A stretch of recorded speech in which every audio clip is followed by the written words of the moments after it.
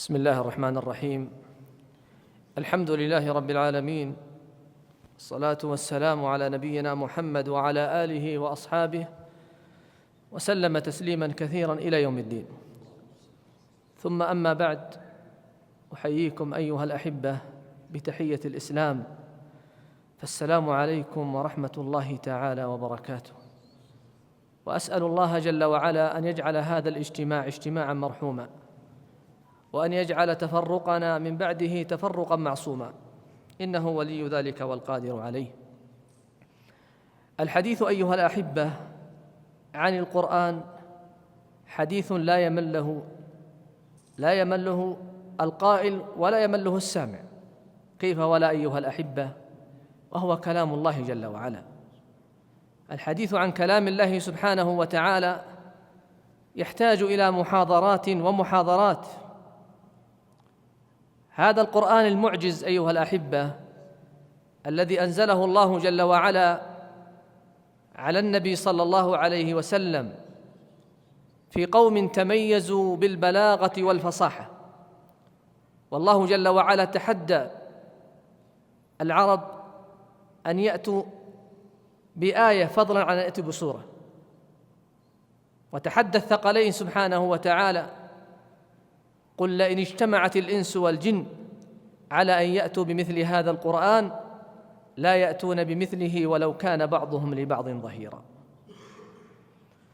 والله جل وعلا أيها الأحبة أسمى القرآن، سماه روح، وكذلك أوحينا إليك روحا من أمرنا ما كنت تدري ما الكتاب ولا الإيمان ولكن جعلناه نورا نهدي به من نشاء من عبادنا وإنك لتهدي إلى صراط مستقيم.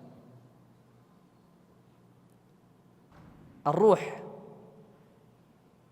هي التي تعيش أيها الأحبة، ولا تعيش إلا بذكر الله جل وعلا، وأعظم ما يغذي هذه الروح القرآن. الله سبحانه وتعالى أنزل هذا القرآن العظيم على النبي صلى الله عليه وسلم آية معجزة، والقرآن أيها الأحبة لحامله وقارئه له من الفضل والأجر العظيم عند الله جل وعلا. وتأملوا إلى حديث النبي صلى الله عليه وسلم ويكفي بحامل القرآن هذا الشرف. يقول صلى الله عليه وسلم كما عند ابن ماجه والنسائي قال: إن لله أهلين. قالوا: ومن هم يا رسول الله؟ قال: هم أهل القرآن، أهل الله وخاصته. فهذا والله شرف عظيم أيها الأحبة. لكن كيف تكون يا عبد الله من أهل القرآن؟ كيف تتخلق بأخلاق أهل القرآن؟ اسمعوا إلى كلام ابن مسعود رضي الله تعالى عنه.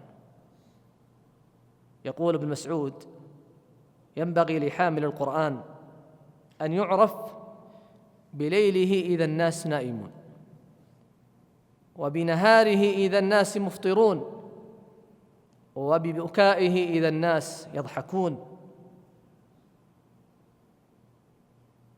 يعرف صاحب القرآن أيها الأحبة بالعمل به، بهذا القرآن، بالأخلاق، بالتواضع، بلين الجانب.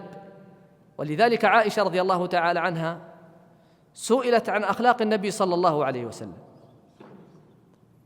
فقالت للسائل: ألم تقرأ القرآن؟ قال: بلى. قالت: كان خلقه القرآن صلى الله عليه وسلم، كان هديه صلى الله عليه وسلم وتعامله وجميع شؤون حياته صلى الله عليه وسلم كانت تنطلق من القرآن. فينبغي لحامل القرآن أن يكون قدوة، لأنه هو الذي يرفع الراية فالناس تبع له. لا ينبغي أن يخوض مع من يخوضون. ولو نعلم أيها الأحبة فضل القرآن وما فيه من الأجور العظيمة لقرأ الإنسان القرآن كما قال عثمان رضي الله تعالى عنه، قال: لو طهرت قلوبكم ما ملت من كلام ربكم. ولذلك يقول صلى الله عليه وسلم في الحديث: الماهر بالقرآن مع السفرة الكرام البررة، والذي يتتعتع فيه وهو شاق عليه فله أجران: أجر المشقة والمجاهدة، أجر التعلم وأجر التعتعة.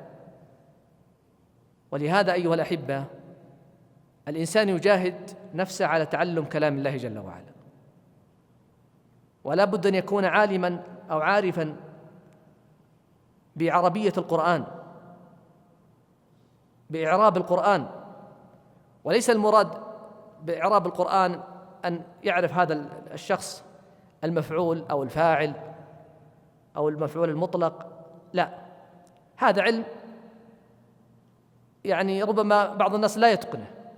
لكن العربية عند العرب أنك لا تنصب المرفوع، يعني الكلمة مرفوعة لا تأتي بها منصوبة، ولا ترفع المخفوض، تقرأ القرآن كما نطقته العرب. ولذلك كان عمر رضي الله تعالى عنه كان يؤدب أبناءه إذا أخطأوا في القرآن ولحنوا في القرآن، لأن اللحن أيها الأحبة، اللحن هناك لحنان: لحن جلي يحيل المعنى، ولحن خفي لا يحيل المعنى لكنه عند أهل الإتقان يعيبون ذلك. اللحن الجلي أيها الأحبة أنك تغير حركة تغير في معنى الآية والعياذ بالله، وهذا ما يجوز. ولذلك بعضهم يقرأ: إن الله بريء من المشركين ورسوله، وهذا خطأ كبير.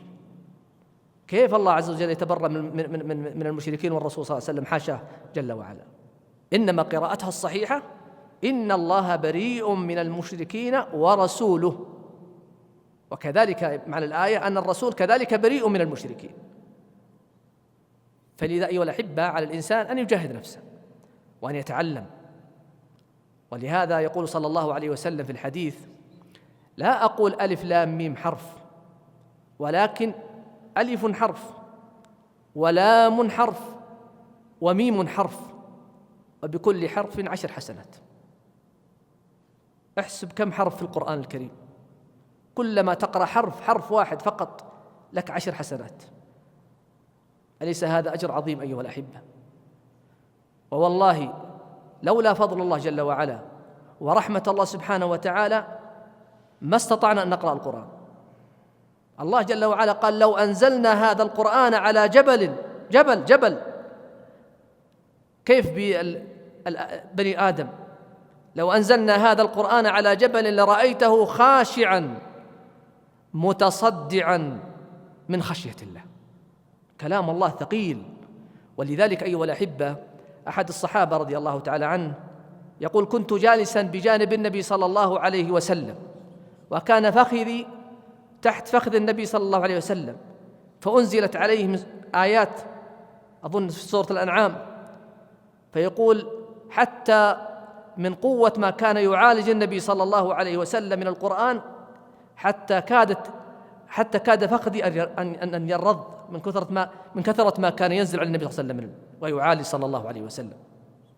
تقول عائشة رضي الله تعالى عنها: كان يتفصد عرق النبي صلى الله عليه وسلم، جبهته تتفصد عرقا في الليلة الشاتية الباردة من كثرة ما يعالج من الوحي صلى الله عليه وسلم. إذن أيها الأحبة نحن عندنا كنز عظيم لا نزهد فيه، أجور عظيمة. ولذلك النبي صلى الله عليه وسلم في الحديث الآخر أيضا يقول: خيركم من تعلم القرآن وعلمه. خيركم يعني أنت يا من تقرأ القرآن وتتعلم القرآن وترسل ابنك لحلقات التحفيظ ومعلم القرآن، هؤلاء هم خيار الناس، هؤلاء هم القدوات.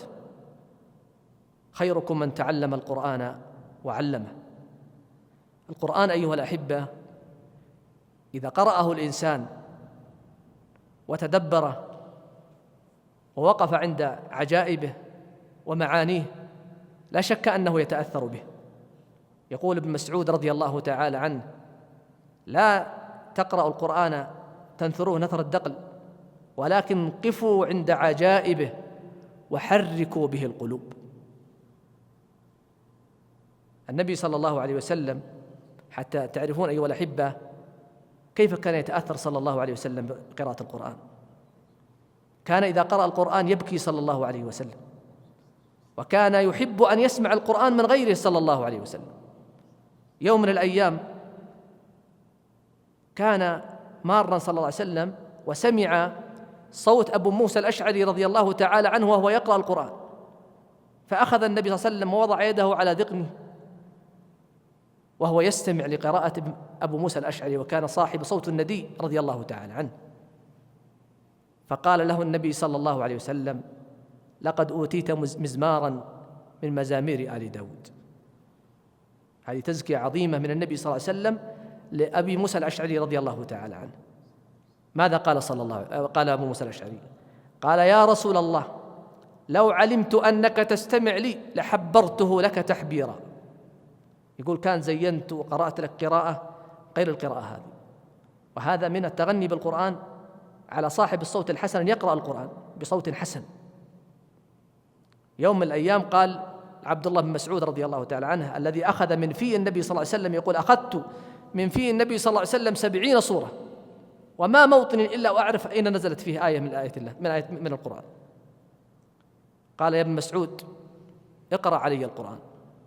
قال: يا رسول الله، وكيف أقرأ عليك وعليك القرآن أنزل؟ قال: إني أحب أن أسمعه من غيري. فقرأ ابن مسعود رضي الله تعالى عنه آيات من سورة النساء حتى بلغ قول الله جل وعلا: فكيف إذا جئنا من كل أمة بشهيد وجئنا بك على هؤلاء شهيدا. فقال النبي صلى الله عليه وسلم: حسبك. يقول عبد الله بن مسعود: فرفعت بصري فإذا دموع النبي صلى الله عليه وسلم على خده. تأثر صلى الله عليه وسلم بقراءة القرآن. فحري بنا أيها الأحبة أن نتأثر وأن نتخلق بأخلاق القرآن، وأن تظهر علينا أخلاق القرآن في تعاملنا مع الناس، في تواضعنا، في لين الجانب. نسأل الله جل وعلا أن يجعلني وإياكم من أهل القرآن الذين هم أهل الله وخاصته، وأسأله جل وعلا كما جمعنا في هذا المكان الطيب المبارك أمام هذه الوجوه النيرة أن يجمعنا في مستقر رحمته على سرر متقابلين، إخوانا متقابلين. نسأله جل وعلا أن يعفو عنا وأن يتجاوز عنا وعنكم، إنه ولي ذلك والقادر عليه.